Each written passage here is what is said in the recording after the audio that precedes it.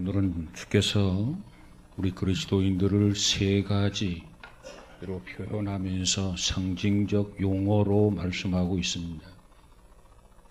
우리가 잘 아는 말씀입니다. 너희는 세상의 소금이다. 너희는 세상의 빛이다. 그리고 너희는 산 위의 동네다라는 것입니다. 사실 이 말씀을 그저 한마디로 묶어서 해석을 한다면 어느 곳에 있든지 무엇을 하든지 너는 재구시를 하는 신앙인이 되라라는 말씀입니다.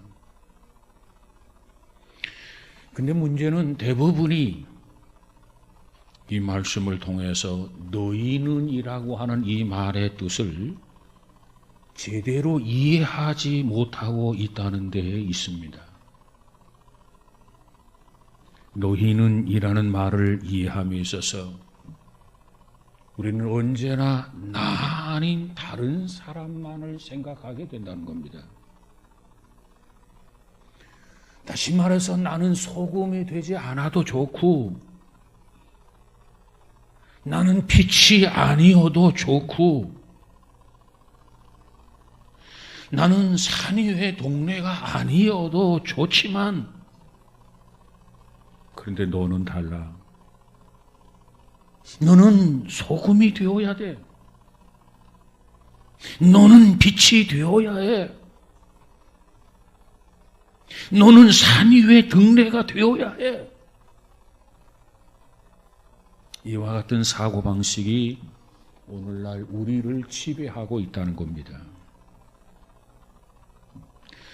그런 의미에서 우리는 오늘 주님의 말씀을 좀 더 구체적으로 살펴보려고 합니다. 주님께서 뭐라고 말합니까? 나는 세상의 소금이다. 그렇습니다. 나는 세상의 소금입니다. 그런데 그 소금이 맛을 잃어버리면 어떻게 다시 그 맛을 회복할 수 있겠습니까? 회복할 수 없다는 거예요. 나는 세상의 빛입니다. 빛이 되어야 합니다. 그래서 그 빛을 많은 사람들에게 비추어야 하는데 내 속의 등불이 바람 앞에 꺼지려고 가물거리고 있는데 어떻게 하면 좋겠습니까? 나는 산 위에 드러난 동네입니다. 그래서 산 아래 사람들에게 나의 좋은 면을 보여주고 저들에게 좋은 소식을 전할 터인데 그 구실을 지금까지 제대로 못했으니 이를 어찌하면 좋겠습니까? 이와 같이 이해를 하고 고백해야 되겠다는 말씀입니다. 다시 말하면 너희는 이라고 하는 이 말의 뜻은 나 아닌 다른 사람을 손깍질하거나 내 뱉어야 하는 말이 아니라 자신의 얼굴과 자신의 가슴을 향해서 외쳐야 할 외침이고 경고이고 자책이 되어야 된다는 겁니다.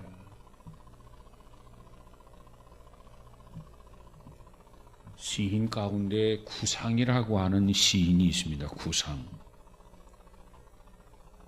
그 사람의 작품을 보면 그 작품 가운데 자수라고 하는 시가 있어요. 제목이 자수입니다. 자수.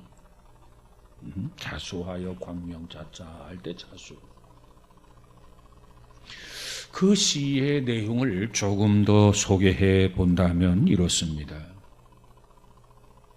그저 어린아이를 차에 치어 죽인 운전수가 바로 저고요. 골목에서 차를 운전하고 가다가 사람 어린아이를 치었어요. 그 운전수가 바로 저라는 겁니다.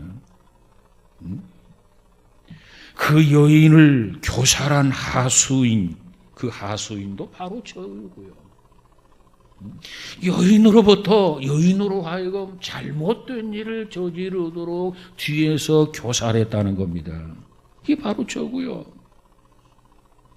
은행 강도 주범도 바로 저고요.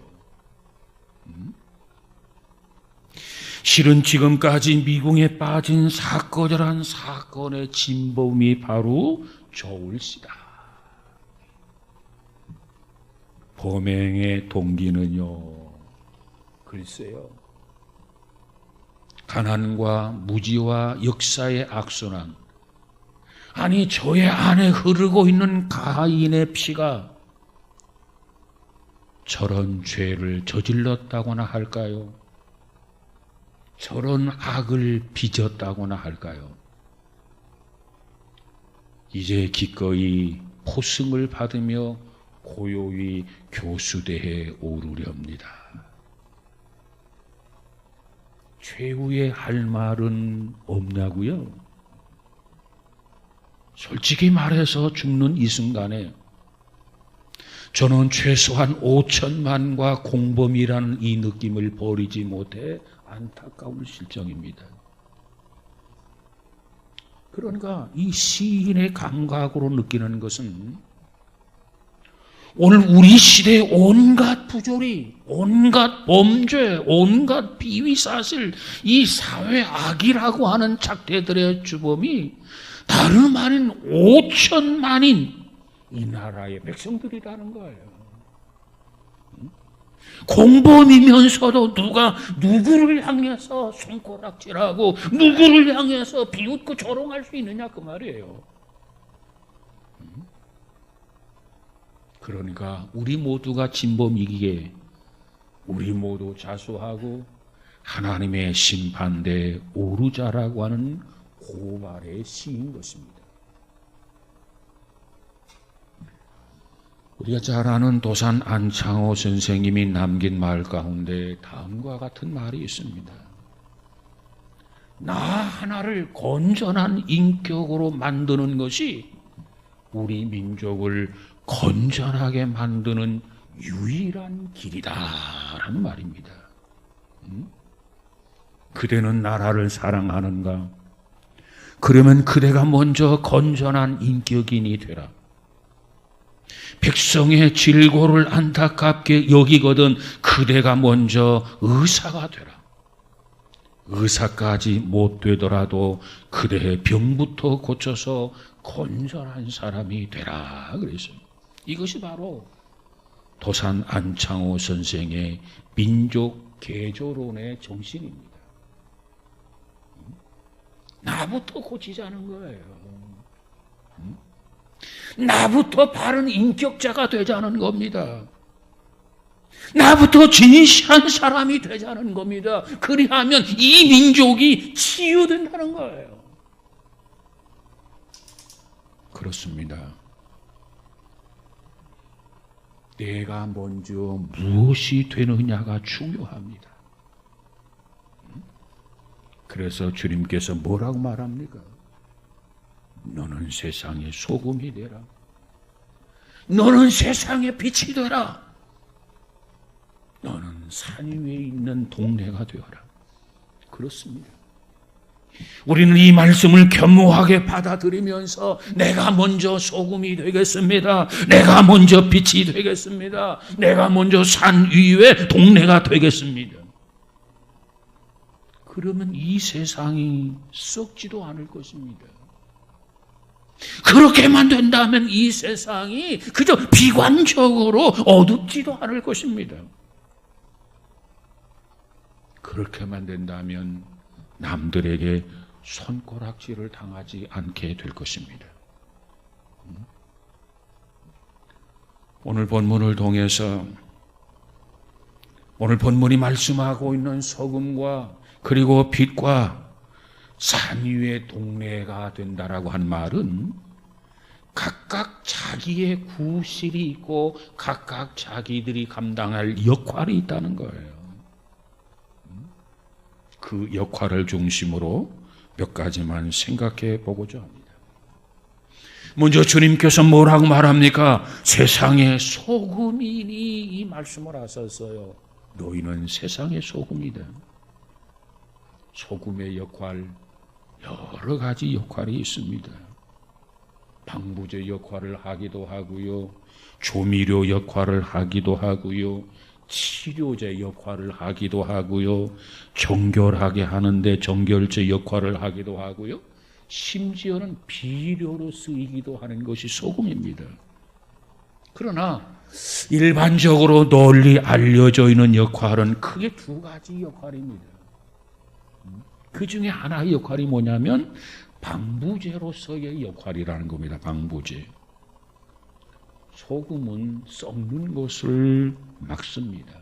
염장이라고 하지 않습니까? 염장.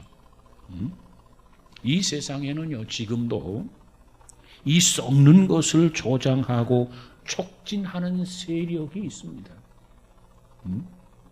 썩는 것을 막는 그러한 세력이 있습니다. 사람도 남을 부패시키고 썩게 하는 사람이 있습니다. 물질도 부패 물질이 있어서 그 물질이 들어가면 다른 물질까지 오염이 되고 다른 물질까지 썩게 만드는 물질이 있어요. 그런가 하면 사상이나 학문도 마찬가지입니다. 이 잘못된 것들이 대학에 들어가면 대학이 썩고 이 잘못된 것들이 지성인들의 머릿속에 들어가게 되면 지성인들이 썩게 되는 경우가 있어요. 그런가 하면 정신도 마찬가지입니다. 정신, 썩은 정신이 있어요. 그 썩은 정신이 교회에 들어가고 정치에 들어가면 어떻게 됩니까? 교회가 썩어질 수밖에 없어요. 정치가 썩어질 수밖에 없어요. 그런 가운데 주님은 우리에게 뭐라고 말합니까? 소금은 썩고 부패하는 것을 중단시킵니다. 그래서 너희는 세상의 소금이다. 그 다음에 두 번째로는 조미료의 역할입니다. 이 소금은 맛을 조절하는 기능이 있어요. 맛을 표현하는 형용사가 참으로 많습니다. 달다, 쓰다, 싸다, 짜다, 맵다, 싱겁다, 시다, 상큼하다, 시큼하다, 덤덤하다. 수를 셀 수 없을 만큼의 형용사가 많습니다. 한마디로 말하면 맛에 대한 용어예요. 자, 그러니까 이 소금에게 있어서 가장 기본되는 것은 뭐냐 하면은 맛을 조절하는 조미료의 기능이 있다는 겁니다. 그런데 그것보다 더 중요한 게 있어요. 뭡니까? 이 소금이라고 하는 것은 녹여짐으로써 그 맛을 내게 된다는 겁니다. 그리고 그 맛을 잃어버리면 다시 짜게 할 수 없는 것이 소금입니다. 이처럼 소금은 자기를 녹인다. 이처럼 소금은 자기를 희생함으로써 부패하는 것을 방지하고 이처럼 맛을 내는 역할을 하는 게 소금이에요. 자기 희생이 없는 예술이 있을 수 없는 것처럼 자기 희생이 없는 부패, 희생이 없는 맛을 낼 수는 없다는 겁니다. 자기 희생을 전제로 해야 부패를 막을 수 있고 맛을 낼 수 있다는 거예요. 오래전의 이야기입니다마는 동아일보 신문에 게재된 그런 칼럼이 생각이 납니다. 정경련 회관에서 정경련 회장단들이 모여서 기자회견을 열었습니다. 그 내용이 뭡니까? 눈처럼 불어나는 엄청난 외채를 감당하기 위해서는 경제인들로부터 근검 절약을 앞장서야 하겠다. 그래서 국산품을 애용하고 그저 단 한 푼이라도 외화의 낭비를 줄여보자 하는 내용이었습니다. 그런데 그 기자의 칼럼의 결말 부분에 보면은 실컷 국산품을 애용을 하자, 기자회견을 하고 나서 식탁에 둘러앉았는데 식탁에 오른 빵은 수입 밀가루로 빚은 것이고 그리고 버터 역시 외제였기 때문에 그것을 삼키려고 하니 하나의 역소를 삼키는 것 같았다. 이것이 바로 그 칼럼의 결론이었습니다. 그렇습니다. 누구나 애국을 말하기는 쉽습니다. 이 바리루를 통해서 너나 나나 할 것 없이 애국을 언급하기는 쉽단 말이에요. 우리는 모처럼 소금처럼 희생을 말하기도 쉽습니다. 우리는 진리가 무엇인가 진리를 말하기란 참으로 쉽습니다. 그런데 그것을 실천하기란 그리 쉬운 게 아니라는 거예요. 결단코 가벼운 게 아닙니다. 결단코 간단한 게 아니라는 거예요. 소금이 녹는다? 그것은 바로 자기의 고요한 형체를 포기하는 거예요. 자기 자신이 그대로 있으면 소금 구실을 할 수가 없어요. 내가 깨어져야 되고 내가 녹아져야만이 소금의 역할을 재구실을 바로 하게 된다는 겁니다. 소금의 가치는 어디에 있습니까? 모양에 있습니까? 소금의 가치는 모양에 있는 것이 아니라 맛에 있기 때문에 녹아져야만 하는 거예요. 사랑하는 여러분, 우리는 결코 맛을 잃은 소금이 되지 마십시다. 그저 세상과 어울려서 화학작용을 일으키며 소금 맛을 잃어버리는 이상한 맛을 짓는 사람 되지 마십시다. 우리는 신앙인으로서, 우리는 하나님을 경외하는 자로서 소금의 맛을 지켜나가는 저와 여러분, 우리 모두가 다 되어지기를 주님의 이름으로 축복합니다. 두 번째로는 세상의 빛이라는 말이에요. 세상의 빛. 여러분, 빛의 역할이 뭡니까? 밝히는 광선의 역할, 뜨겁게 하는 열의 역할, 그런가 하면 살균 작용, 심지어는 결실 작용까지 하는 것이 빛이에요. 자, 이 빛이 재구실을 하면 어떻게 됩니까? 세상은 온통 밝아지게 될 것입니다. 이 빛이 재구실을 하게 되면 어둠이 물러가게 될 것입니다. 이 빛이 발열 작용을 제대로 한다면 세상은 훈훈해지고 냉혹함과 비정이 자리를 잡지 못할 것입니다. 이 빛이 살균 작용을 제대로 한다면 온갖 사회 구석구석의 사회 병리가 고개를 쳐들지 못할 것입니다. 이 빛이 때를 당해서 적당하게 비추게 된다고 한다면 그 결실 작용을 통해서 쭉정이 같은 사회악 온갖 찌꺼기 노폐물이 쌓이지 않고 아름다운 열매가 맺어지게 될 것입니다. 그러나 빛이 사라지면 어떻게 됩니까? 빛이 빛을 잃어버리면 어떻게 됩니까? 세상은 어두워질 수밖에 없고 비정과 부조리가 춤을 추고 온갖 사회학이 만연될 수밖에 없는 것입니다. 그런 가운데 오늘 본문 16절은 뭐라고 말합니까?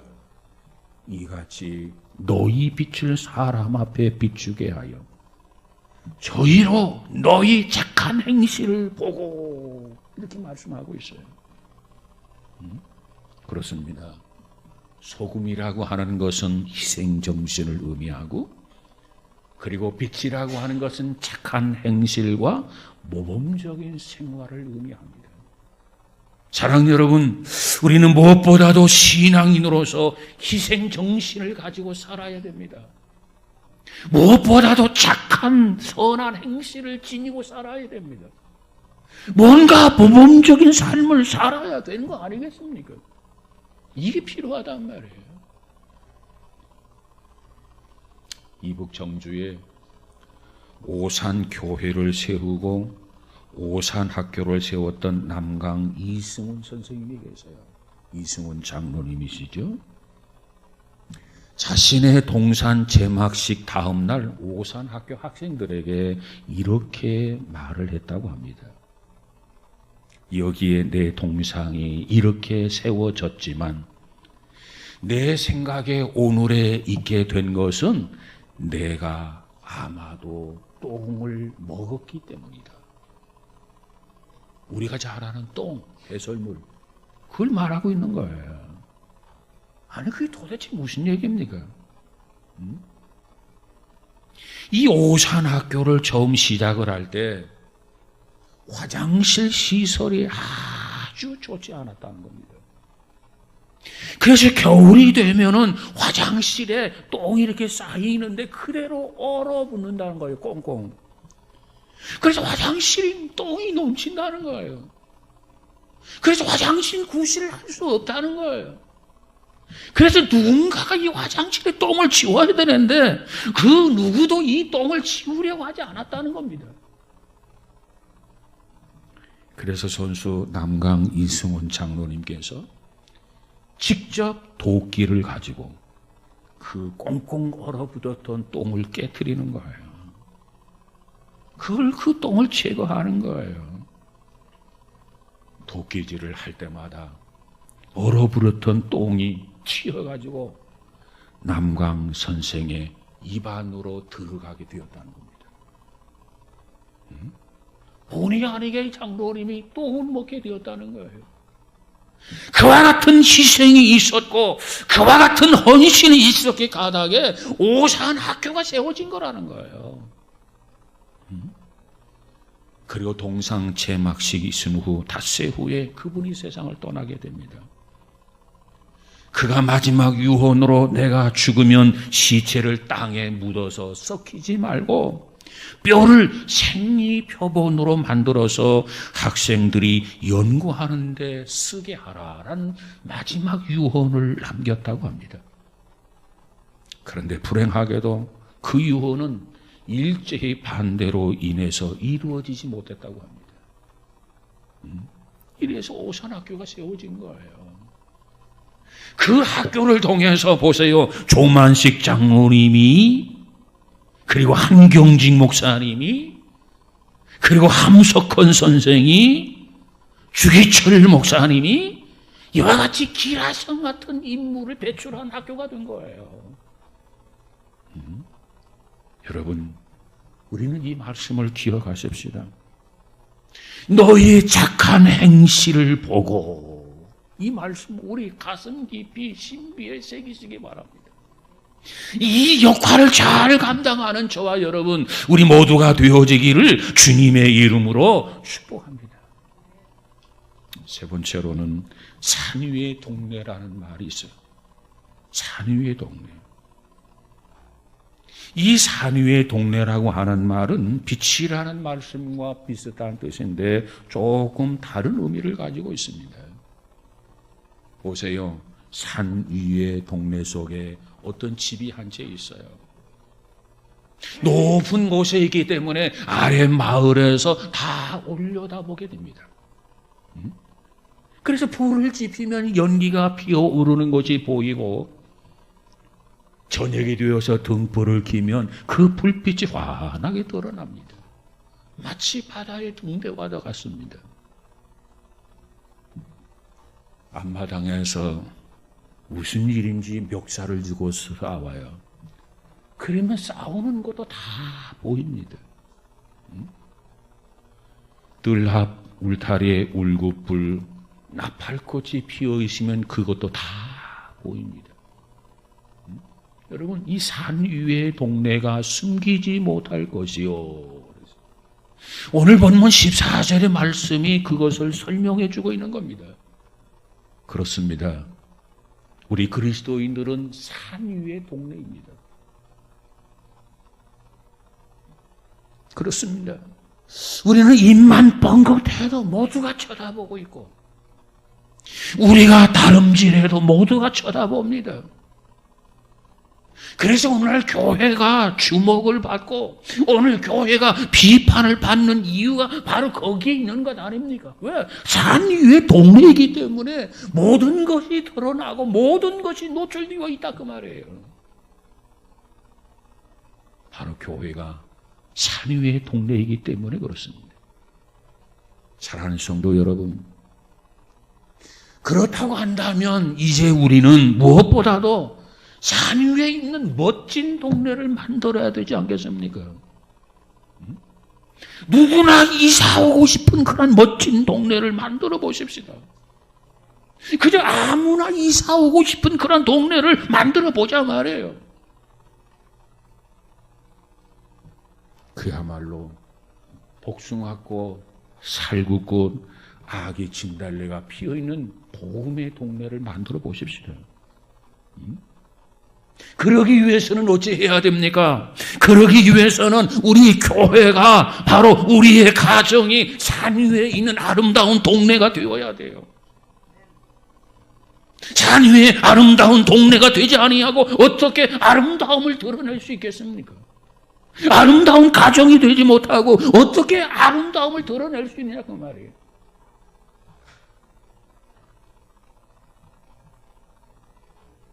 우리 교회가 소문난 교회, 소문난 동네가 되게 하십시다. 그러려면 바로 그 책임이 누구에게 있느냐? 다른 사람 아닌 나에게 있다는 거예요.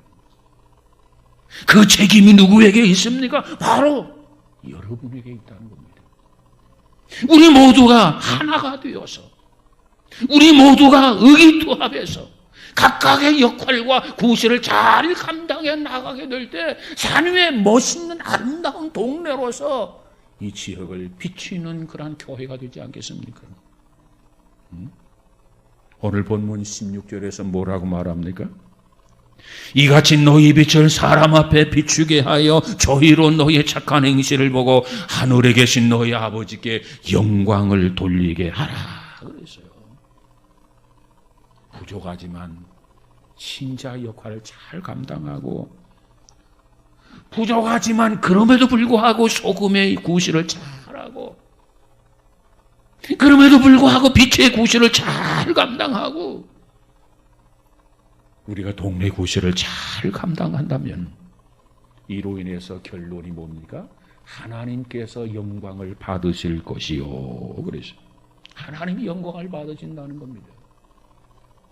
사도 바울은 고백하기를 살아도 주를 위하여 죽어도 주를 위하여 사나 죽으나 주께 영광을 돌린다고 고백을 했는데, 오늘 우리가 이와 같이 빛의 구실, 소금의 구실, 산위의 동네 구실을 잘함으로 하나님이 기뻐하실 수 있도록 하나님께 영광을 돌리는 우리 모두가 되어지기를 주님의 이름으로 축복합니다.